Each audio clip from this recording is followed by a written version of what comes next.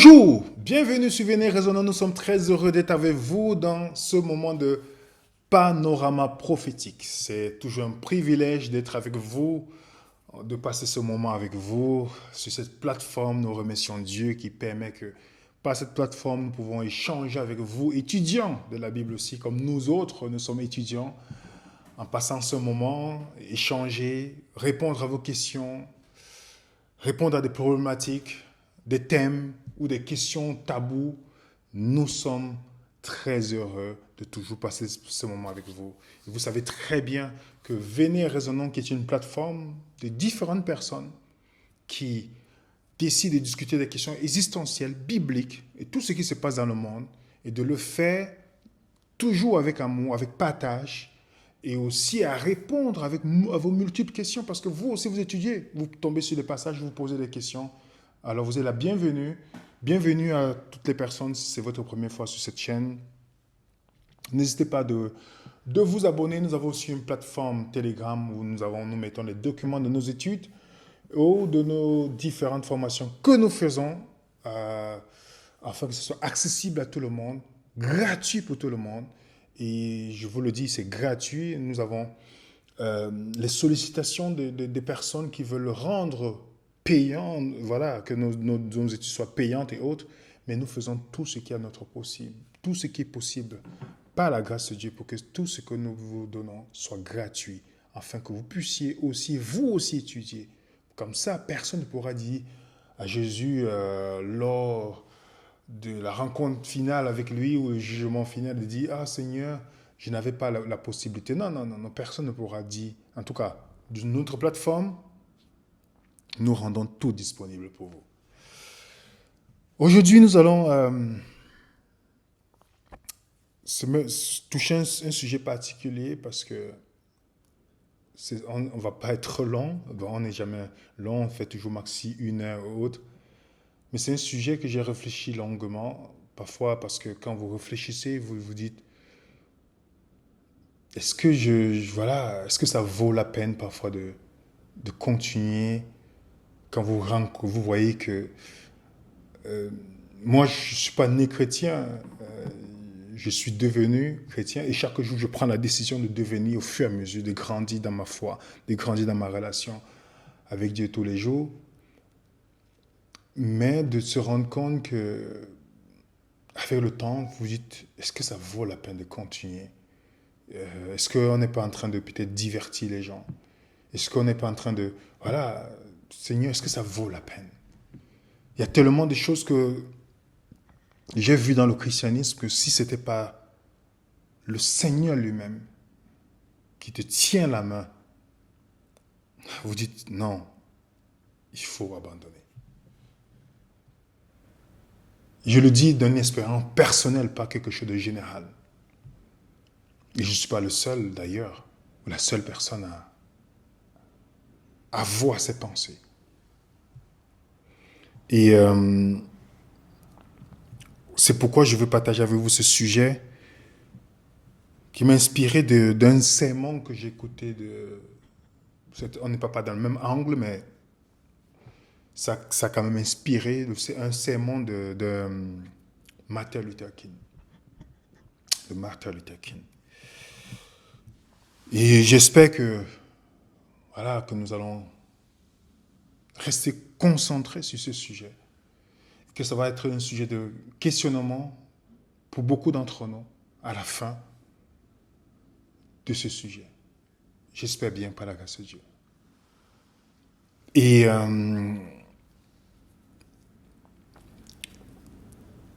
le christianisme souffre beaucoup quand on regarde, on compare avec des personnes qui ont les premiers chrétiens et nous autres aujourd'hui. On évalue la distance dans les faits, on évalue la distance même dans nos actions, dans notre détermination, dans notre volonté, dans notre sacrifice. On est très loin. Et parfois je me pose beaucoup de questions. Je suis quelqu'un, j'ai du mal parfois, c'est pourquoi le sommeil pour moi est très important, parce que mon cerveau tourne à 100 à l'heure. C'est difficile pour moi de trouver vraiment, pour que je trouve le sommeil, c'est difficile. Donc c'est pourquoi le sommeil est un facteur très important pour moi. En réfléchissant, parfois dans la nuit, vous ne dormez pas, vous dites... Dans le livre de Actes, ils étaient combien de personnes? Mais comment ce chiffre, ce n'est pas un grand nombre de personnes. Supposons, on peut prendre ceux qui sont dans la chambre haute et ceux qui étaient... Combien on peut évaluer? Ils étaient au nombre de combien? Et comment ce petit nombre a pu bouleverser le monde? Aujourd'hui, on répète des millions, les milliards de chrétiens. Mais le monde semble pire. La condition du christianisme terrible que dans ces années-là. Et quand vous regardez ce que dans les dénominations, comment des personnes qui professent l'amour de Dieu ont une haine. C'est une sœur qui me parlait de quelqu'un qui a une haine pour nous autres. Moi, qui parle, voilà, qui a une haine. Et je dis, waouh. La personne dit qu'elle est chrétienne. Je dis, waouh. C'est impressionnant. Donc, en pensant à toutes ces choses, vous posez de vraies questions. Le thème qu'on va aborder aujourd'hui, c'est un thème qui est sujet de réflexion. De réflexion en se disant, est-ce que ça vaut la peine de continuer? On se rencontre à 14h, les gens sont là. Est-ce que ce n'est pas un divertissement à la fin? C'est une question qui vient de moi. Donc je partage avec vous, nécessairement avec vous qui nous aimez inconditionnellement. Les autres, qui sont curieux, ceux qui viennent faire leur espion, c'est leur problème. Mais je parle à vous, avec qui on a cette relation, et voilà, même si on ne s'est pas encore vu tout, chacun d'entre nous, mais qu'on se pose cette question à chacun d'entre nous. Ou si on se pose cette question-là. Dans le thème que nous allons partager, le rêve non réalisé du Christ. Ou le rêve inaccompli de Jésus.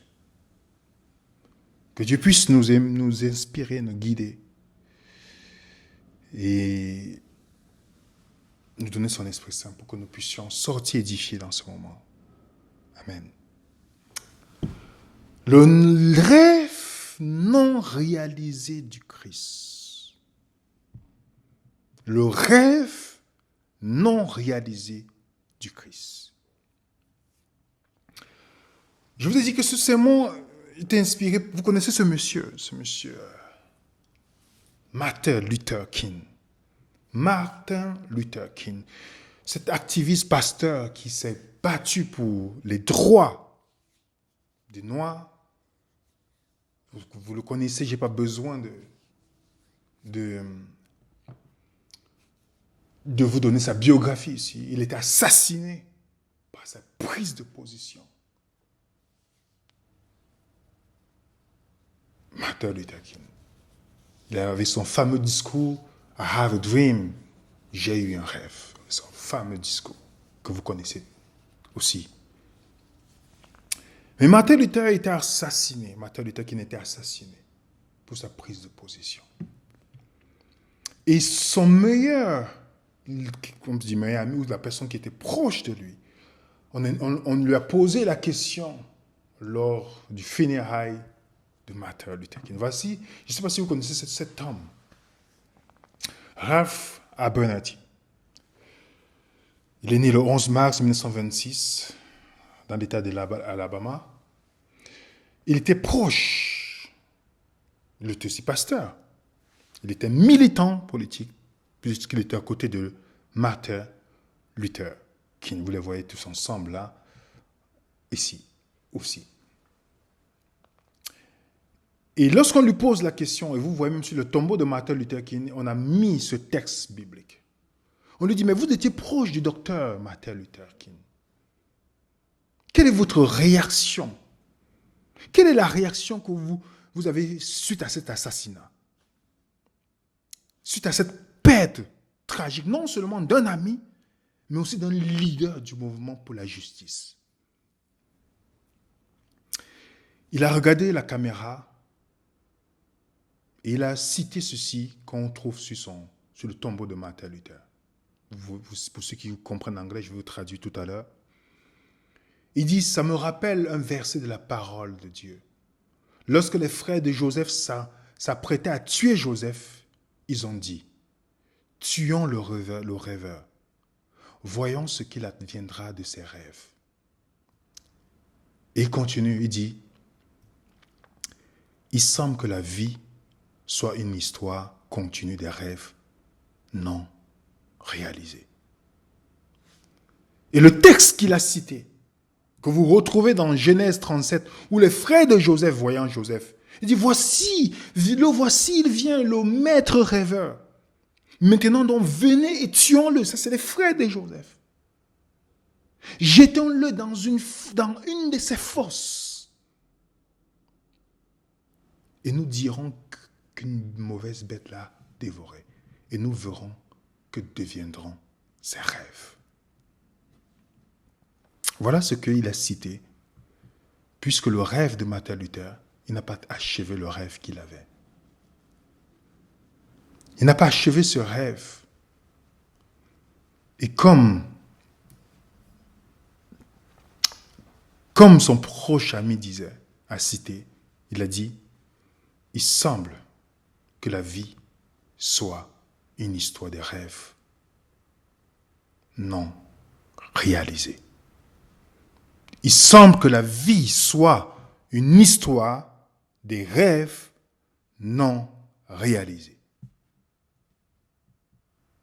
La question que je pose à chacun d'entre nous, avez-vous déjà eu un rêve? Avez-vous déjà eu un rêve? Je ne parle pas du rêve où les gens ont mangé tard dans la nuit et puis sont tombés dans l'imagination. Je ne parle pas de ce rêve-là. Ce n'est pas de ce rêve dont je parle. Je dis, est-ce que dans votre enfance ou dans un moment de votre vie, vous avez rêve de réaliser quelque chose? Avez-vous déjà eu un rêve? Moi, j'ai eu des rêves dans ma vie. Je me rappelle, tout petit, je voulais être pilote. Tout gamin, j'ai eu ces rêves. Et je voulais le faire, non pas pour moi seulement, mais pour ma mère. Cette femme que j'avais un amour bien particulier à son égard. Je voulais tellement la rendre fière. Mon amour pour elle était énorme. Juste lui donner la joie était quelque chose que je souhaitais tout le temps dans ma vie. Juste pour une chose. Elle a décidé. Moi, né dans une condition où